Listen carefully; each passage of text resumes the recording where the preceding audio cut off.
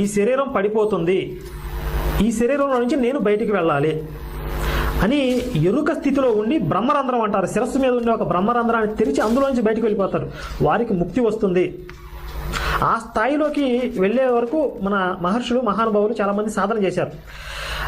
అయితే ఈ మరణ సమయంలో 4 స్థాయిలు ఉంటాయి. అసలు ఎవరు ఏ స్థాయిలో, ఎవరు ఎంతవరకు ఆధ్యాత్మికంగా ఎదిగారు అనే విషయం తెలుసుకోవడం అనేది మనకి మరణ సమయంలో తెలిసిపోతుంది. ఎలాగంటే ఇందులో 4 స్థాయిలు ఉంటాయి. 1 ఆర్తచింత, 2 రౌద్రచింత, 3 శుక్లచింత, 4 ధన్యచింత.